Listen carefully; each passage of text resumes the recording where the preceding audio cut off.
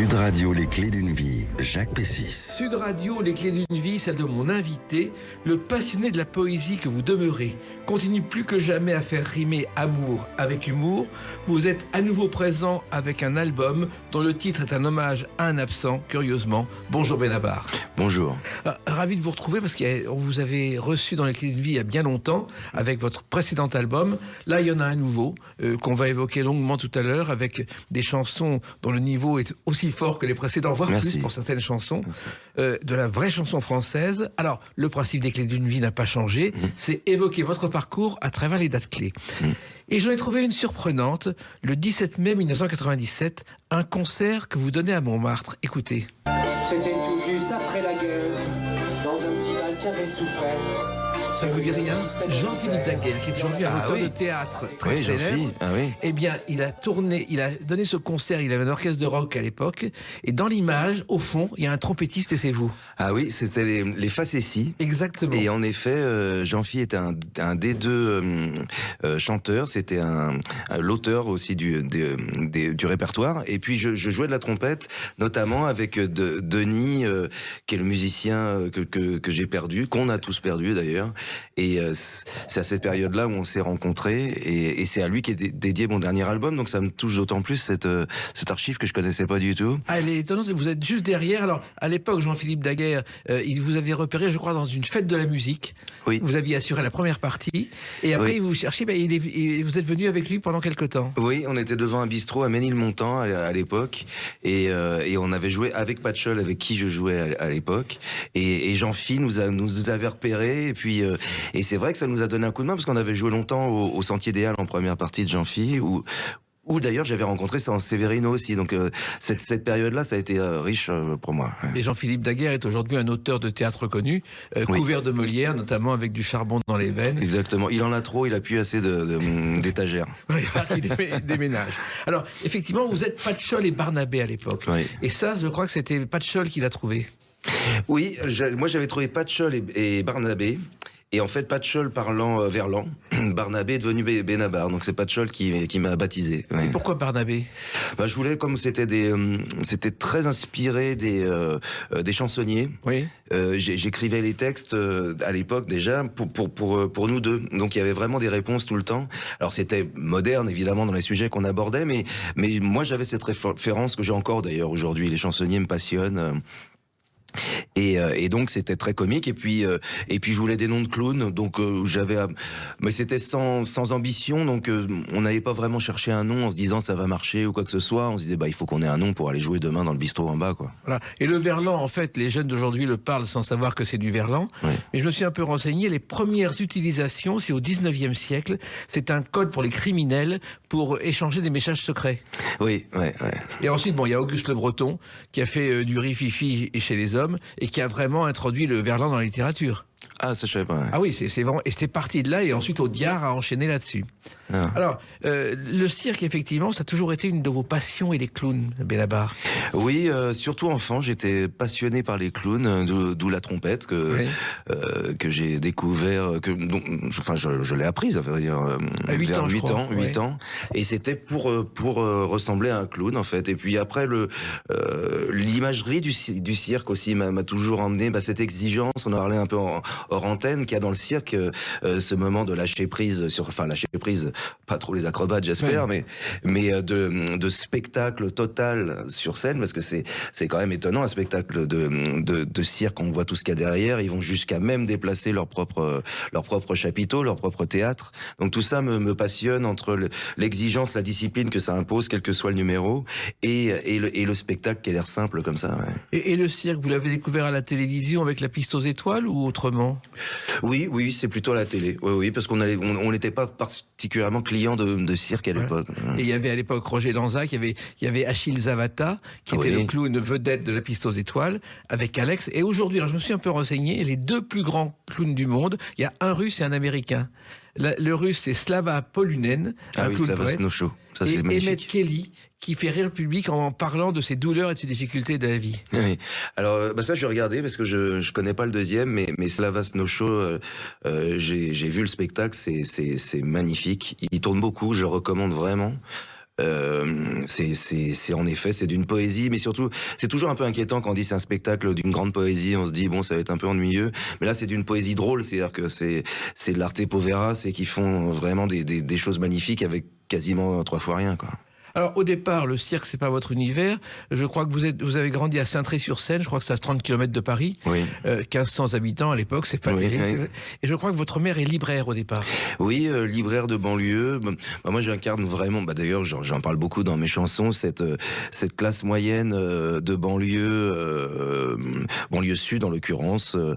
J'ai fait mon lycée à Évry, voilà, entre Corbeil et Évry. Donc c'est encore en moi, ça. Je resterai toujours ce petit banlieusard. Oui. Oui, et puis votre mère est dans la tradition des libraires, une chose qu'on ne peut plus imaginer aujourd'hui. Elle conseille des livres aux gens qui viennent dans la boutique, ce qu'on ne fait plus aujourd'hui.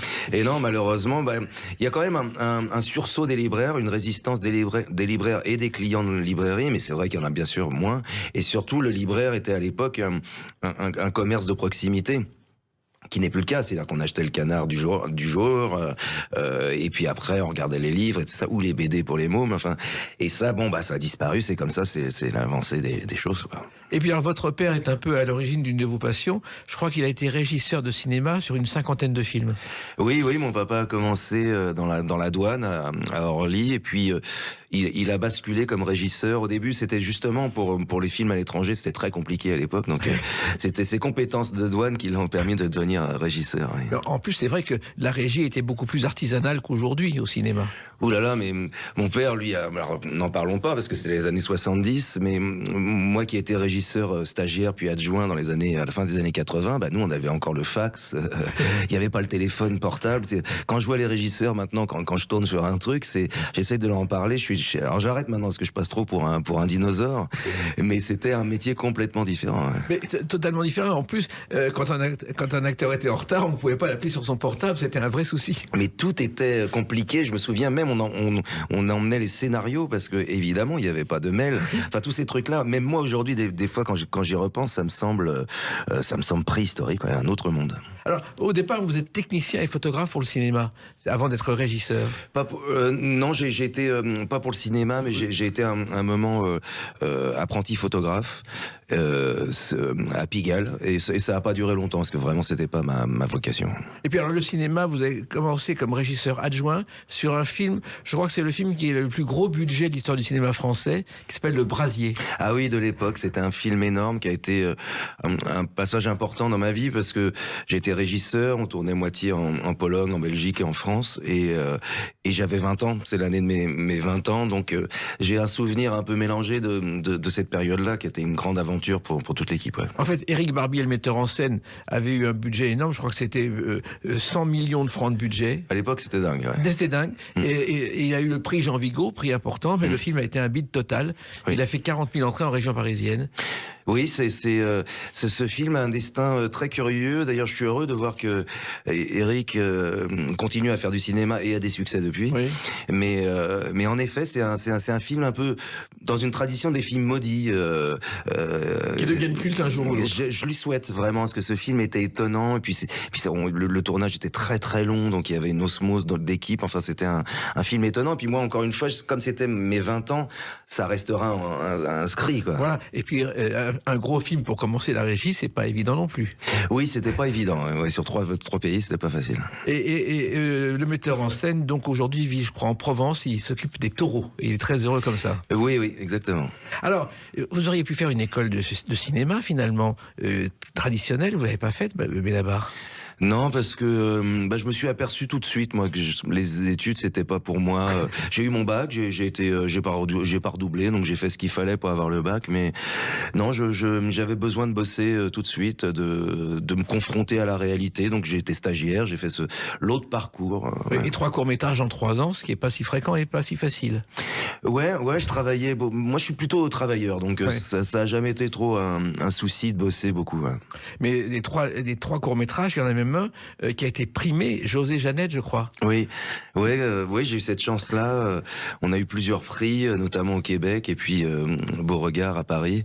Et oui, ça a été un coup de boost énorme, parce que les prix, on sait qu'à un certain âge, ça devient une médaille en chocolat, mais quand on débute, c'est vraiment peut-être pas un accélérateur, mais quelque chose de très rassurant. Oui, mais en même temps, quand on est jeune et qu'on réussit à tourner 3 courts-métrages, c'est pas évident. Il faut trouver les budgets, il faut trouver les équipes, Benabar. Oui, mais je crois que c'est encore le cas aujourd'hui d'ailleurs. Il y avait à l'époque toute cette non-économie autour des courts-métrages avec tout le monde qui se faisait la main. Donc les chefs-op débutants ou dans les études chef-op, les acteurs débutants. Donc tout le monde venait et ça avait quelque chose de très enthousiaste, oui, parce qu'il y avait que des apprentis, quoi. Ouais, et parce qu'un copain repère votre style d'écriture, il dit « Tu écris pour le cinéma, tu pourrais écrire des chansons ». Et c'était le déclic, je crois. Il y a eu un déclic d'abord sur les sketchs pour la télé, Oui. et les chansons, c'est devenu de la scène, le déclic des chansons. Et de la scène, je le répète assez, mais il faut quand même le dire, la scène c'était vraiment un bistrot devant 10 personnes, voilà. quoi. Et dont 5 n'étaient pas venus du tout pour nous voir. Mais ce moment-là de contact avec le public a été vraiment déterminant pour moi. Et puis il y a eu un premier album qui est un quai culte. Le bonheur, ça se trouve pas en lingots. Mais en petit Benabar, peu de c'est monnaie. très très bien, c'est la joie. Ah ouais, c'était le premier album avec les associés, et c'est en plus le premier album où on a pu tourner en province, Oui. puis un peu en Suisse, un peu en Belgique, et se déplacer, un peu sortir de Paris, parce que les albums à l'époque, encore une fois, il n'y avait pas tous les moyens, donc il fallait avoir un album pour l'envoyer, et 3 semaines après le petit club ou la boîte à chansons locale nous invitait ou pas, quoi. Et La Petite Monnaie, c'était le titre idéal, puisque l'album n'a pas été un gros succès non plus. Non, l'album n'a pas été un succès. On en a vendu, je crois, 3000. C'est pas mal déjà pour un... Aujourd'hui, Oui. ça serait pas si mal. Allez, mais bon, c'est aussi le premier album. C'était quelque chose de, même quand je le réécoute, c'est tellement important, le premier album. Et d'ailleurs, il y aurait peut-être une émission à faire sur le premier album des uns des autres, parce que c'est un moment tellement central dans notre vie. C'est une très bonne idée, je vais la Oui, garder. oui.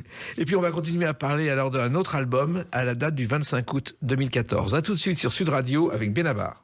Sud Radio, les clés d'une vie, Jacques Pessis. Sud Radio, les clés d'une vie, mon invité Benabar. Nous parlerons tout à l'heure de ce nouvel album et de ces nouvelles chansons avec leur histoire et comment ça s'est passé. On a évoqué vos débuts.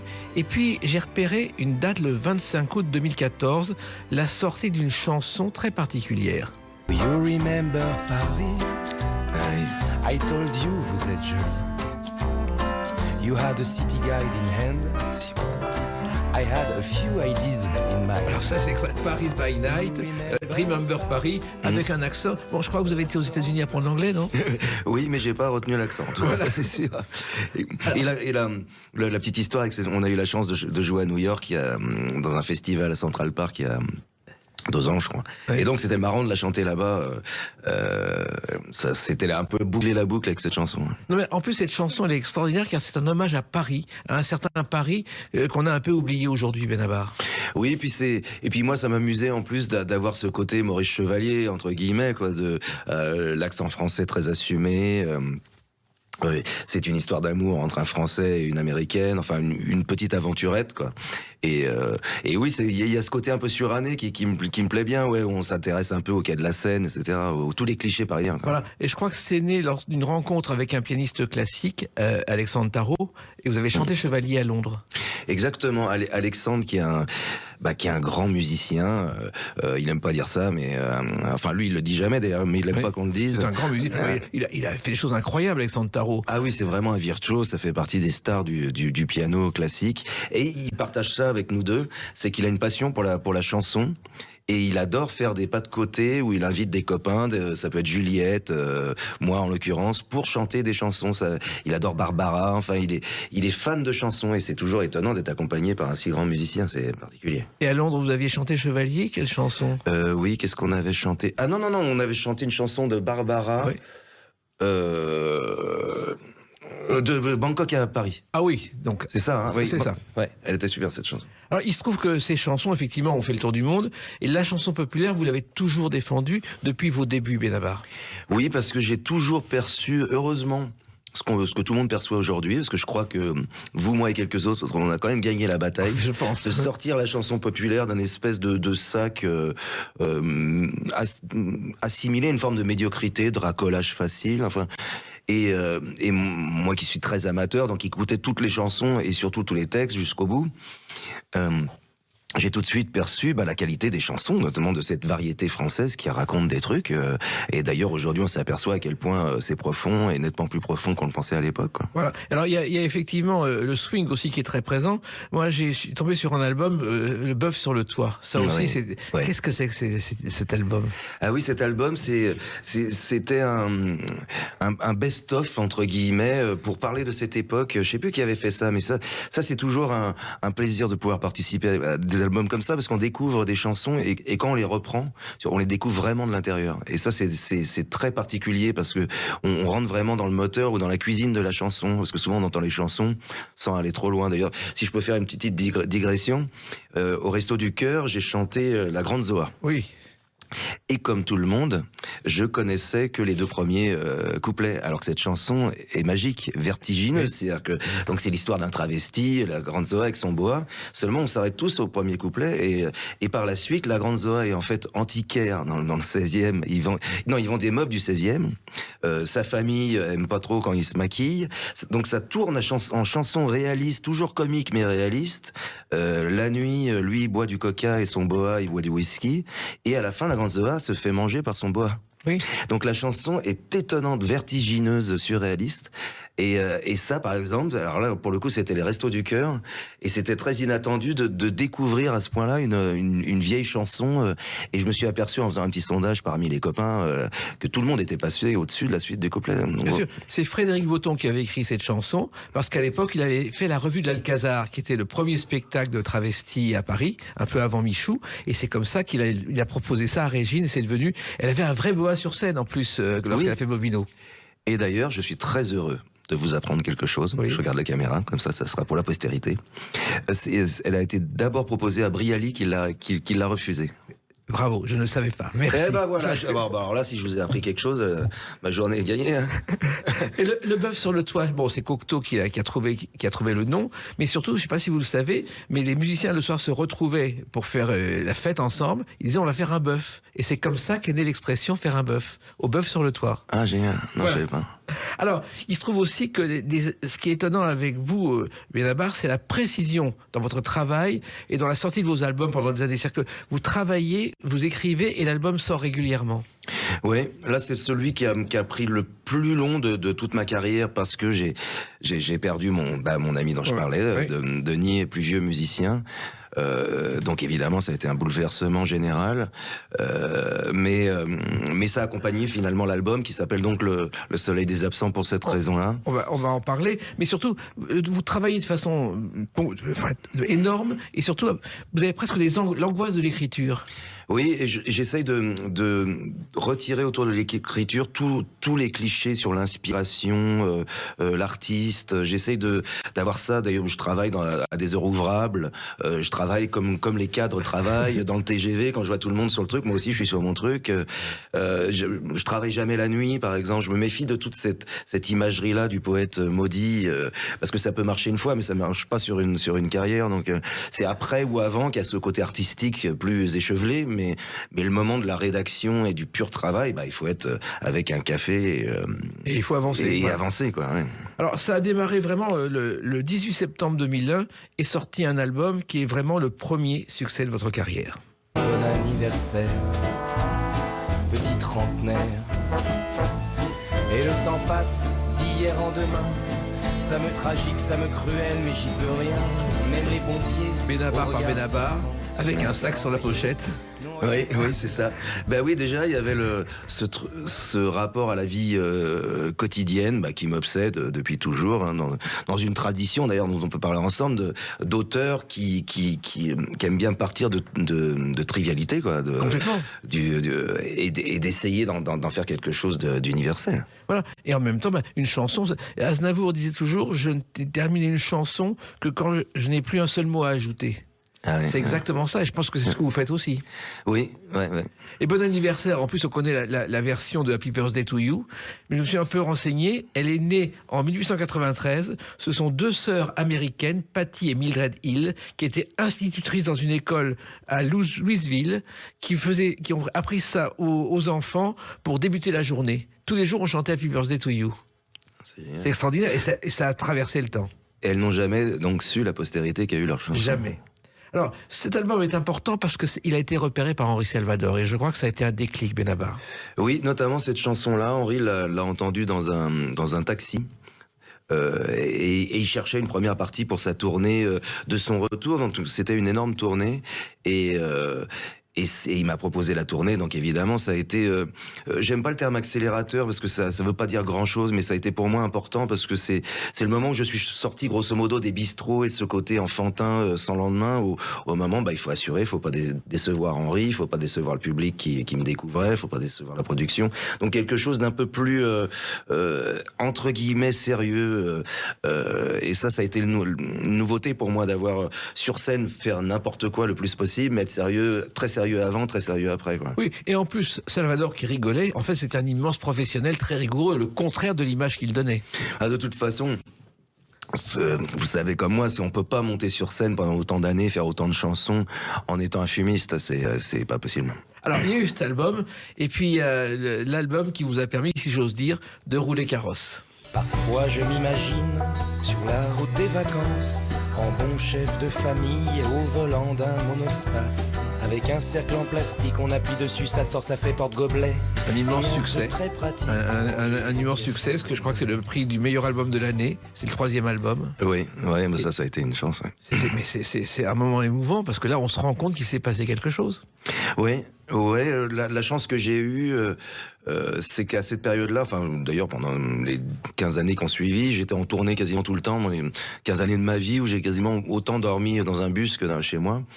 Et donc le succès très important que j'ai eu le privilège d'avoir, je le voyais un peu de loin parce qu'en tournée on est avec les copains, on est sur scène, donc on se rend pas tellement compte et avec le recul ça m'a protégé de plein de trucs, je pense. Voilà. En même temps, l'album s'appelait Les risques du métier et le cinéaste que vous êtes doit savoir que Le risque du métier c'était un film, un film avec Jacques Brel et Delphine Desieux qui sortait du feuilleton L'Âge heureux, et ce film c'est quand même l'histoire d'un instituteur qui est accusé par une petite fille de viol. Oui, mais ça je l'ai su après parce que j'avais pas vu le film avant et oui j'ai vu le film après, mais c'est pas du. Enfin, bien sûr que c'est pas inspiré de ça, mais ce que je veux dire, c'est que il y a aussi les risques du métier à ce moment-là. Pour moi, je commençais à sentir que je basculais dans quelque chose de plus solide médiatiquement, en tout cas. Et très vite, j'étais assez lucide sur tous ces risques-là qui vont avec la célébrité, avec l'argent, avec les critiques. Enfin, c'est une nouvelle chose qu'il faut commencer à gérer du jour au lendemain. Oui, d'autant plus que vous n'en êtes pas resté là, et on va le démontrer à travers la date du 19 juin 2019. A tout de suite sur Sud Radio avec Benabar. Sud Radio, les clés d'une vie, Jacques Pessis. Sud Radio, les clés d'une vie, mon invité Benabar. Tout à l'heure, nous parlerons de cet album qui a demandé 3 ans de travail, qui est non seulement émouvant, mais plein d'humour, comme d'habitude. Alors, on a évoqué la chanson. Une autre activité, le 19 juin 2019, est sorti ce film. Ah oui, 2009. 19 juin 2009, voilà. 2009. Enfin, c'est Beaux-parents. Ah non, c'est non, Beaux-parents, je dis n'importe quoi, je crois que c'était le début d'Incognito, je m'en mêle. Puis c'est moi qui ai fait les musiques des deux. Voilà. C'est bien 2009. Et Beaux-parents, vous êtes co-scénariste, compositeur et tête d'affiche. Oui, j'ai cumulé. C'est un film d'Hector Cabello-Reyes et un très bon souvenir, ce film. Mais comment c'est né cette idée? Parce que l'histoire, elle est assez drôle. Une fille qui divorce, les beaux-parents ne veulent pas se séparer du gendre. Oui, ça venait d'une chanson. C'était un pitch de chanson. J'avais commencé à écrire le pitch de chanson. Qui s'appelait Laisse Michel, où d'ailleurs je pensais déjà à Michel Delpech, que je voyais beaucoup à l'époque, on était très proches. Et en fait, la chanson, accouchait d'une souris, pour la faire vite, et donc j'ai basculé sur une idée de scénario. Mais en plus, c'est un travail très différent, le scénario de cinéma et la chanson. Dans mon cas, pas tant que ça, parce que comme j'ai commencé par étudier le métier de scénariste, mes chansons sont très structurées. Et puis en fait, l'essentiel d'un scénario, c'est quand même la structure. Après, il y a plein d'autres choses, mais la structure est indispensable dans un film. Donc, et ça, je le garde dans mes chansons. D'ailleurs, elles sont très construites comme des films. Il y a 3 couplets, enfin, premier acte, deuxième et troisième. Enfin, il y a un personnage qui revient. Enfin, j'écris des chansons comme des scénarios, c'est plus dans ce sens. Exactement. Et c'est le principe d'ailleurs de la chanson. Alors, il y a quand même Josène Balasco, Didier Bourdon, qui, je ne sais pas si vous savez, rêvait d'être chanteur au début. Il a fait de la guitare, il a fait un album. Oui. Toute sa vie, il a rêvé d'être chanteur. Oui, il a refait un album d'ailleurs après le film, je crois. Exactement, et c'est on l'a reçu dans les clés d'une vie. Il aimait aussi bien le classique que le Pink Floyd. C'est fou, c'est-à-dire que le cinéma et la chanson, il y a des liens très précis. Ah bah oui, certains ont essayé d'éloigner tout ça, mais bah nous, il y a déjà une tradition de chanteurs-acteurs et d'acteurs-chanteurs, hommes ou femmes, hein, bien sûr, qui est longue comme le bras. Donc c'est très cousin. Et puis moi, pour avoir fait les deux, c'est sûr que c'est dans la même boutique quand même d'expression. Bah déjà, c'est interprète, hein, Oui. on interprète quelque chose. Puis il y en a un en musique, mais un acteur parle aussi de musique quand il a une réplique à dérouler, quoi. Voilà. En fait, Jean Gabin a commencé comme chanteur et danseur au Moulin Rouge, et puis il avait besoin d'argent, il a tourné un film Chacun sa chance, et il pensait pas continuer, et on voit ce que ça a donné. Oui, exactement. Et il a gardé ses réflexes de chanteur. Oui. Alors, le film est réalisé par Héctor Cabello Reyes, qui est devenu, moi pour qui j'ai beaucoup d'admiration pour une raison, il a écrit le plus beau film du monde, qui est Le Concert. Oui, c'est vrai. Le Concert, que je ne sais pas si vous avez vu ce film, Oui, qui est un film culte. C'est un film magnifique. Magnifique. Et pour moi, c'est un des plus beaux films. Et je ne savais pas qu'il l'avait écrit. C'est une rencontre avec vous. Oui, Hector, on s'était rencontrés donc 10 ans plus tôt sur Incognito, d'ailleurs, où il avait coécrit avec Éric Lavenne. Et un peu moi sur Incognito, et puis on est restés copains, donc il y avait une logique, et puis on avait créé une pièce de théâtre aussi avec Hector. Oui, au Tristan Bernard, qui s'appelait Je vous écoute. Oui, oui. Et c'était l'histoire d'un psychiatre qui accueille une cuisiniste, un cuisinier qui est quitté par sa femme. Oui. Il est surréaliste au départ. Ouais, c'était une histoire marrante. C'était et le gars, comme sa femme voyait le psychiatre, le psy. Enfin, c'était pas un psychiatre justement, parce que ça c'était l'objet de vanne. C'était un psychothérapeute. Et donc le cuisiniste venait demander des comptes au mec parce qu'il se doutait que sa femme avait progressé dans sa vision de son couple à cause du psy, quoi. Et le théâtre aussi, c'est une activité, Benabar, que vous avez découverte grâce à quelqu'un qui heureusement va beaucoup mieux aujourd'hui, qui est Isabelle Nanty. Ouais, Isabelle Nanty qui a mis en scène aussi Je vous écoute, et puis qui m'a invité au théâtre avec Jacques Weber en 2011, je crois. Et c'est vrai que j'embrasse. Le théâtre, c'était pas au départ votre univers, Benabar. Non, du tout. Et ça m'a vraiment apporté plein de choses, le théâtre. Ça m'a passionné. Et déjà, le côté du théâtre, de partir en tournée, après, ça ressemble un peu à la musique, mais pas tant que ça, hein, à vrai dire, le théâtre. Mais ça oblige à une discipline qui est plus rigoureuse que dans la musique, parce que déjà c'est pas mon texte. Oui. Ou même si c'est en partie mon texte, il faut le connaître sur le bout des doigts, alors que dans les chansons, je peux faire un peu ce que je veux, voilà, changer le rythme, changer des choses. Au théâtre, non, il faut être sérieux, quoi. Alors, en général, une pièce, c'est pour plusieurs centaines de soirs, et vous avez réalisé une performance, je crois, c'est à Tours, avec l'interrogatoire de Vautrin, d'après Balzac, que vous avez joué un seul soir, Benabar. Oui, avec Frédéric Bourali, un grand acteur, acteur d'une part populaire et grand acteur. Voilà. C'est toujours pas incompatible. Non. et oui, moi je suis passionné par Balzac et puis notamment le personnage de Vautrin, bien sûr, qui est central. Et monter une pièce pour un soir. C'était pas vraiment une pièce, c'était une lecture. Oui. Et ce sont des extraits de Balzac que j'avais compilés. Je fais une espèce de petite, un patchwork pour exprimer le personnage de Vautrin. L'amour de la littérature, ça vient aussi de votre mère qui était libraire ? Sûrement, elle a dû mes frères et moi, nous mettre le virus. Ouais. Vous avez toujours lu beaucoup de classiques ? Non, c'est venu tardivement, le goût des classiques. Je crois que Madame Bovary, vous l'avez lu récemment. Oui, je l'ai lu à 40 ans, je crois. Mais même la première fois que j'ai lu Zola, c'était, 45 ans, je sais pas, peut-être. Oui, j'avais fait complètement l'impasse sur tous les livres, mais en grande partie sur les livres, et surtout sur les classiques. Et ça, c'est le fameux débat, on donne les classiques aux mômes quand ils sont beaucoup trop jeunes pour en percevoir la profondeur, quoi. En fait, on aime la lecture dès qu'on est sorti de l'école et qu'on commence à lire autre chose que La Gare des Michards. C'est quelque chose. Exactement. Et c'est sûr que lire Le Père Goriot à 15 ans, j'ai dû le lire, d'ailleurs, j'ai rien compris. À 30 ans, c'est passionnant. Madame Bovary, effectivement, d'abord, c'est un livre qui a fait scandale à l'époque, parce que il dénonçait les effets d'une éducation donnée à une femme au-dessus de sa condition. On est complètement dans l'actualité d'aujourd'hui. Exactement. Et puis il a fait scandale aussi parce que il y a la fameuse scène à Rouen, là, dans la calèche.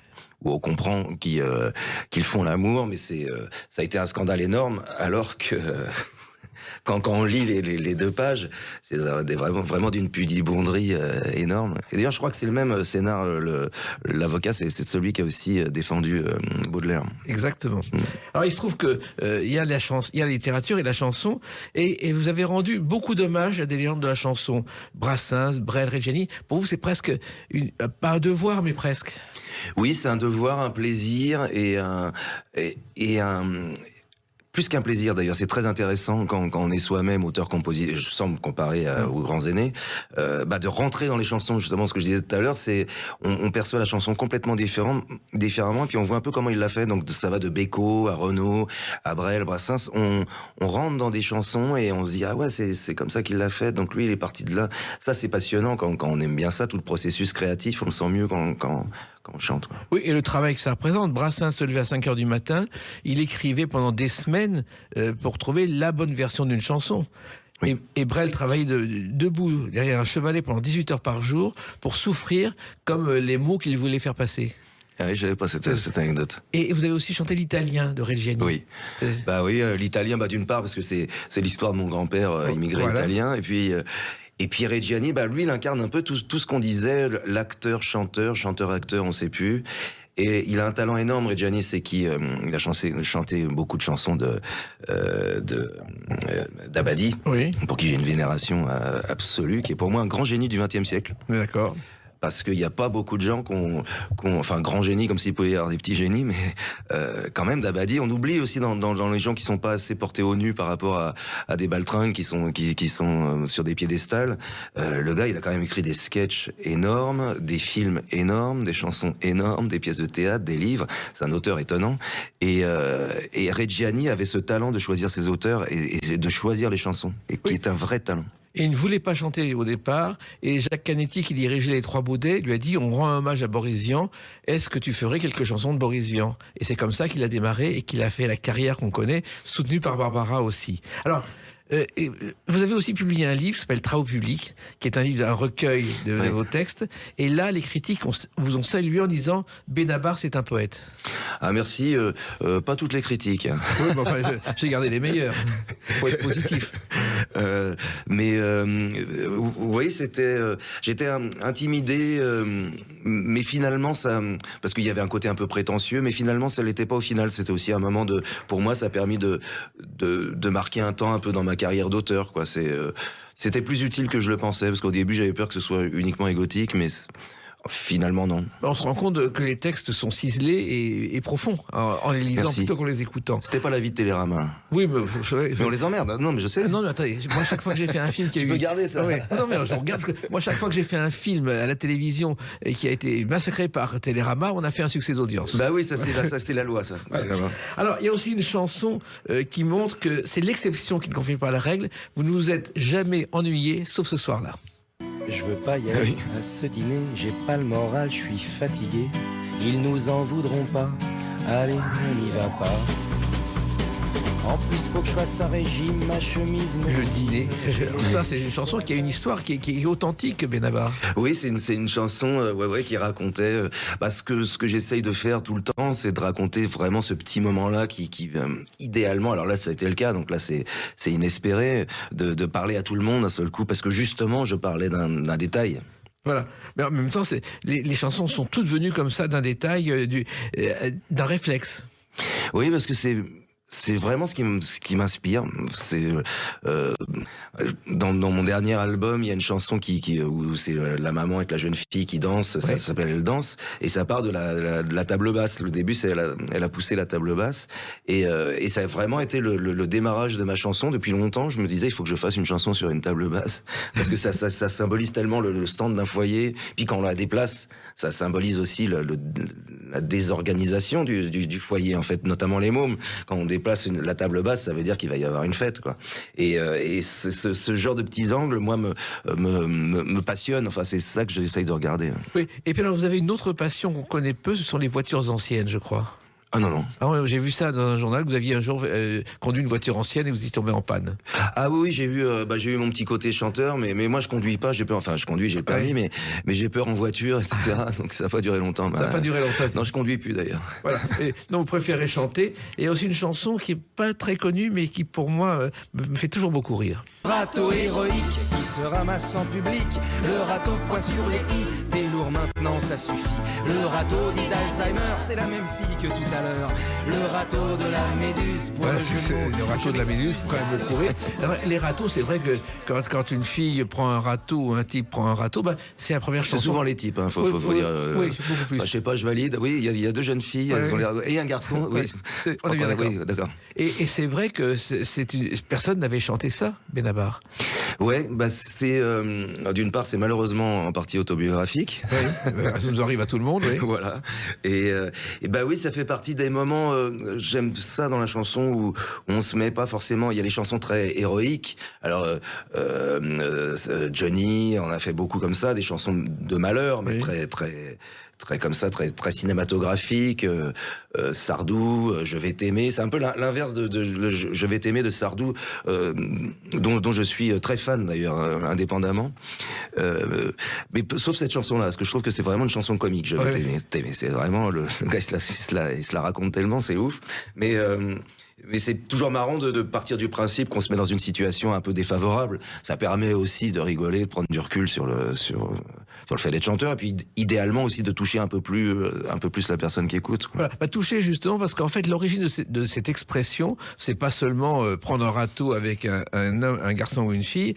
Quand on prend la première édition du dictionnaire de l'Académie française, on dit qu'une arme à feu a pris un rat, donc un râteau, parce que le rat est considéré comme un symbole d'échec. On tirait un coup avec un fusil, on le ratait. C'était l'origine de l'expression. Ah, raté, c'est râteau. Râteau, exactement. Ah, d'accord. Et le rat est venu de râteau. Rat, raté, râteau. Mais le râteau, on parle du râteau pour les graviers ou ça n'a rien à voir? Non, c'était une arme à feu. L'amorce n'a pas pris. On prend un... Ah, d'accord, oui. Ça vient du 19e siècle. Ok. Voilà. Bah voilà. Bon. Une chose de plus. Voilà. Bon, là, c'est le passé. Maintenant, on parle d'avenir avec ce nouvel album qui est sorti le 30 janvier 2026. À tout de suite sur Sud Radio avec Benabar. Sud Radio, les clés d'une vie, Jacques Pessis. Sud Radio, les clés d'une vie, mon invité Benabar. Alors, on a parlé du passé et maintenant le présent et le futur. 30 janvier 2026, un nouvel album. Un album qui a demandé 3 ans de travail, ce qui n'était pas prévu au départ, Benabar. Oui, il a été un peu plus long pour sa fabrication. Encore, bon, j'y reviens parce qu'évidemment c'est central, la disparition de Denis. Denis qui était votre accordéoniste, copain depuis 30 ans. Bah oui, parce qu'on a commencé dans les bistrots en 95, donc et puis il a toujours été avec moi, c'est le parrain de mon fils. Enfin voilà, donc ça mélangeait à la fois ma carrière et la vie privée. Donc enfin de toute façon, au bout de 2 albums, la vie privée et la carrière c'est la même chose. Oui, exactement. Et donc ça a compliqué un peu le débarrage. Vous l'avez dédié cet album à travers le titre. Oui, Le Soleil des absents, qui raconte ce qu'on a voulu faire sur l'album. C'est pour ça qu'il était assez long. C'est qu'est-ce qu'on va faire d'un énorme chagrin. On s'est dit, on va faire quelque chose de lumineux, mais sans oublier évidemment, parce que sinon ce serait absurde. Alors, il y a une absurde. Je fais des citations. Oui, tellement je suis pro. Je fais des citations dans mes... Absurde Radio, faut le garder. Absurde. On garde de toute façon ici, nous parlons vrai. Comme Oui. vous. Alors, une des chansons de l'album, on va expliquer pourquoi elle est dans cet album, c'est Les Mailloux. Quand on vient de métropole, on a tous des préjugés. Les habitants de l'archipel en ont autant à leur sujet. Les mailloux, les mailloux, les mailloux, c'est nous. Alors, Les Mailloux, Saint-Pierre et Miquelon, c'est le point de départ de l'album, parce qu'en 2022, vous en avez marre, vous dites, j'allais me reposer un petit peu. Oui, pour écrire aussi. Oui. Et l'envie, c'est un fantasme que j'avais. Alors chacun les siens, d'autres c'est plutôt l'île Maurice. Mais j'avais ce délire-là que je m'explique pas vraiment. Si d'aller un peu au bout du monde en France, il y avait ce truc-là.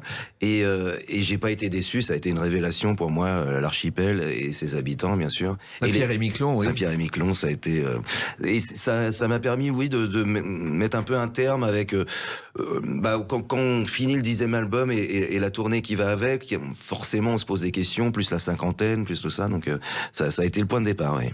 Et Saint-Pierre-et-Miquelon, c'est l'un des 7 territoires français en Amérique. Oui. Et alors, ça s'appelle Saint-Pierre-et-Miquelon parce qu'il y a d'abord un navigateur portugais qui a baptisé l'île, l'archipel en l'honneur de Sainte-Ursule. Jacques Cartier l'a nommé Saint-Pierre, le saint patron des pêcheurs. Et un capitaine basque, Michel en basque, a fait Miquelon. Ah oui, donc tout ça s'est mélangé avec ces trois rencontres. Et c'est un endroit extraordinaire où on a tous les c'est vraiment ce que je raconte dans la chanson, parce que les Mayous, bon, c'est ceux qui sont pas de là-bas. Oui. C'est pas compliqué, c'est comme les pinchouts pour les Corses. Et on est tous des Mayous, ce qui est plutôt bienveillant comme nom, mais qui montre qu'on n'est pas de chez eux. Parce que les Iliens, à l'image des Corses d'ailleurs, se méfient un peu, parce que un touriste est potentiellement un envahisseur à chaque fois, donc ils font un peu gaffe. Mais Mayous, ça va. Ce qui est dur à Saint-Pierre, c'est quand vous êtes traité de maudicon de Mayous. Ah bon? Là, ça veut dire qu'il faut commencer à penser à partir, parce que sinon on va se faire jeter dans le port. mais si vous vous comportez bien, vous êtes reçu remarquablement. Et vous avez remarqué, Benabar, la profondeur de ses habitants, le respect, la complicité. Oui, c'est étonnant, Saint-Pierre, et puis cette population.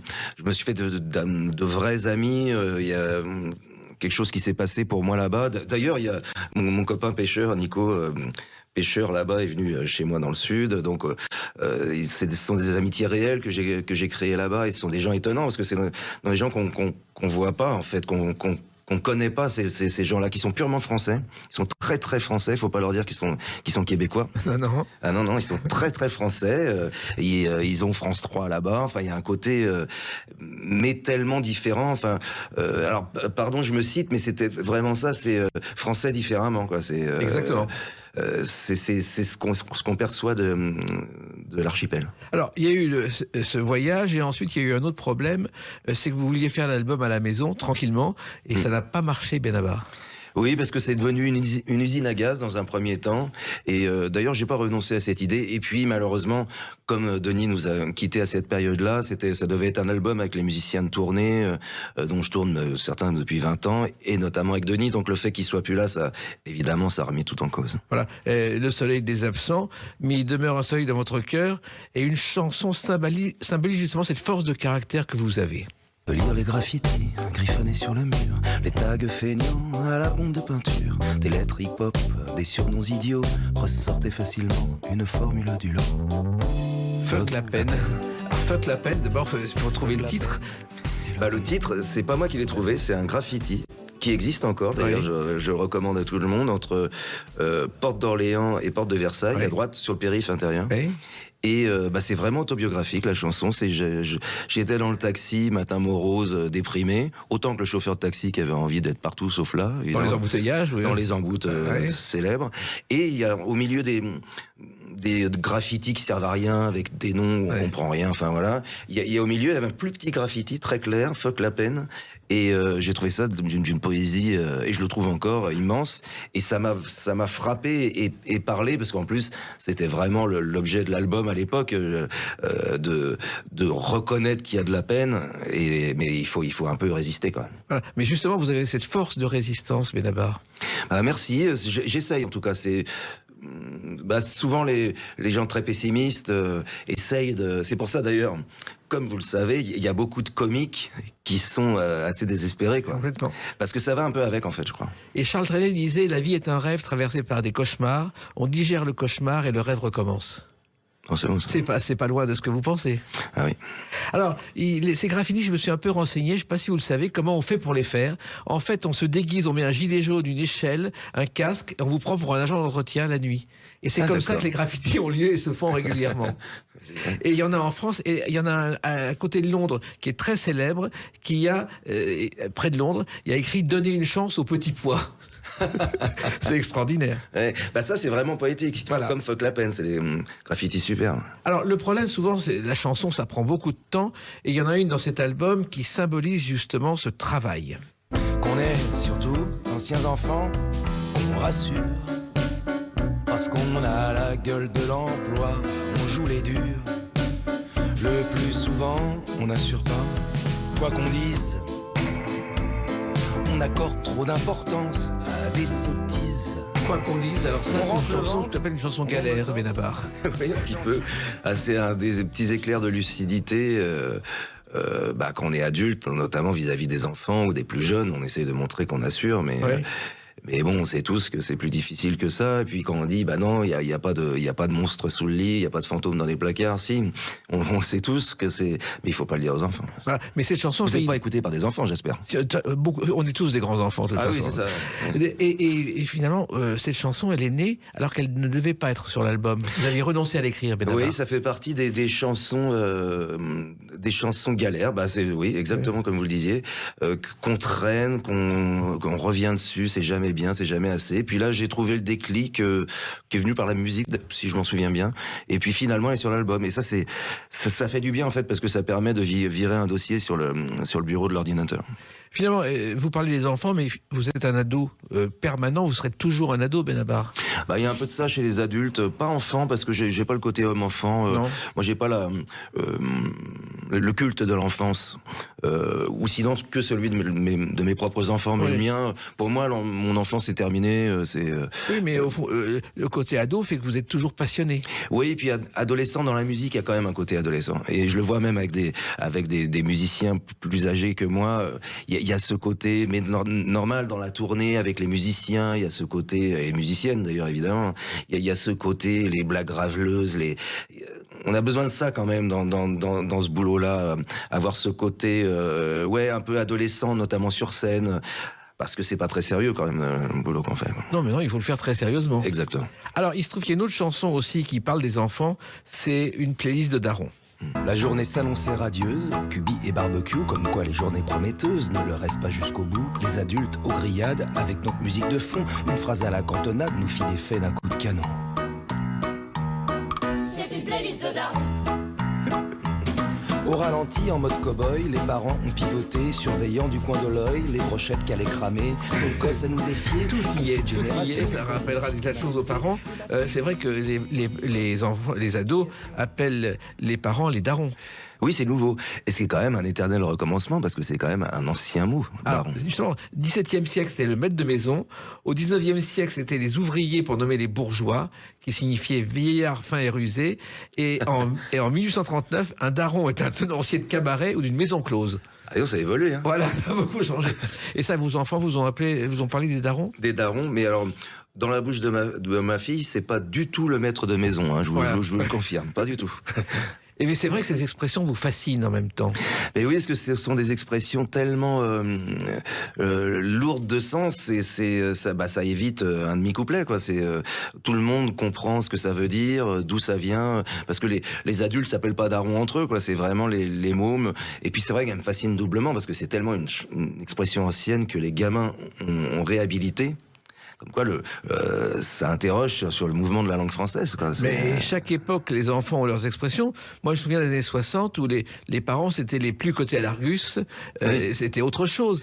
Oui, les patères, maternelles. Il y avait tout, il y avait... papa n'était plus dans le coup. Les vieux. Voilà. Alors que chaque génération le fait. Oui, mais souvent, on reproche aux gosses d'inventer, de faire des néologismes. Et là, c'est marrant de constater que les mômes, eux, réhabilitent une vieille expression. Quoi. Oui, alors il faut faire attention quand même à certaines expressions et surtout à certains réseaux, car tout ce qui est moderne aujourd'hui, il y a quand même des dangers et ça vous inquiète aussi, Benabar. La modernité n'est pas en soi une valeur. C'est moderne parce que c'est moderne, quoi. C'est-à-dire qu'on peut améliorer, je sais pas, la guillotine, on peut la rendre moderne. Oui. Voilà, c'est l'avancée des choses, les nouvelles technologies. Il faut les prendre comme telles. Hein. Il faut pas regarder. C'est-à-dire que moi, je suis pas passéiste, mais je crois pas non plus que le futur réserve que du bon. C'est-à-dire que je crois pas et puis on confond souvent à la mode et moderne, ce qui est pas pareil. C'est pas la même chose. Alors, il y a, justement, le passé vous a inspiré une chanson, Les Coups. Les coups de foudre, les coups de tête, les coups de blues, les coups de maître. Ce qu'on donne, qu'on reçoit, ce qu'on prend et qu'on boit. Ceux de cœur ou de mou, les coups pour tous les goûts. Comme celui de la girafe, avec une autre orthographe. Le coup de Alors ça, c'est un exercice de style qui vous a été inspiré pratiquement par Jacques Lanzmann et Jacques Dutronc quand ils écrivaient leurs chansons. Ouais, Lanzmann, Dutronc et notamment ces chansons que tu connais très bien, qui sont des chansons catalogues. Complètement. Ils en ont fait beaucoup ensemble, Oui. qui sont magnifiques. Et il y a plein de chansons quand on écrit qui vont pas forcément être sur un album, qui est une gymnastique, un décrassage, enfin je sais pas comment on peut dire, comme les sportifs qui font des pompes ou des footings, quoi. Et après, elles prennent plus ou moins d'importance. Et cette chanson, c'était justement, oui, vraiment l'exercice de style. Puis ça m'a fait penser, après, plus tard, à cette anecdote que j'ai apprise, que je trouve géniale, c'est Beko et Delanoë qui faisaient ce jeu-là, et à un moment ils se sont dit bon, on va faire une chanson sur une orange. Oui. Tu dois la connaître celle-là, cette Absolument. anecdote. Et je trouve que cette anecdote est tellement, quand on fait des chansons, c'est tellement révélateur, ça parle tellement, parce que des fois on pense que on a été inspiré par un truc, et des fois non, ça parle vraiment d'un détail. Il y avait un plateau de fruits devant eux et ils cherchaient une idée et Delanoë a vu l'orange. C'est comme ça que c'est né. Et c'est génial parce que c'est le côté aussi ludique de l'écriture de chansons. C'est pour ça que je me méfie du côté auteur maudit quand on fait des chansons. C'est parce que ça n'empêche pas du tout de l'avoir de la profondeur. Parce que d'ailleurs la chanson sur l'orange, elle parle du racisme, de l'exclusion. Elle raconte vraiment un truc. Et ce côté ludique de partir d'un, faut pas perdre ça. Ouais. Jamais. Alors, le disque est sorti, maintenant la tournée reprend. Alors, elle va démarrer le 18 avril à Forges-les-Eaux, où il y a le premier casino autorisé en France, car il ne pouvait pas y avoir de casino à moins de 100 km de Paris, c'était la loi. Oui. Donc oui. on va à Forges-les-Eaux pour le casino. Il y a Toulouse le 26 avril, Paris le 29, l'Olympia, et toute une série de dates jusqu'à la fin de l'année. Oui, jusqu'à la fin de l'année. Et puis 27, si tout va bien, mais enfin on est en train de... Et avec les anciennes chansons et les nouvelles, un mélange. Ah oui, c'est vraiment, c'est pas du tout. Moi, j'ai jamais considéré la tournée comme service après-vente du dernier album du tout. C'est vraiment, il y en aura 2, 3, je sais pas. Ça dépendra un peu du retour du public, en fait. C'est un best-of. Oui, je suis pas très inquiet de ce côté-là. Merci. En tout cas, cet album est très réussi, Le Soleil des absents. Et si vous me le permettez, Benabar, je vous dirais, restez un soleil permanent et ne soyez pas trop longtemps absent désormais. Merci beaucoup. Merci, et puis continuez ainsi à défendre la vraie chanson. Merci. Merci Benabar, Les Clés d'une vie, c'est terminé pour aujourd'hui. On se retrouve bientôt. Restez fidèles à l'écoute de Sud Radio.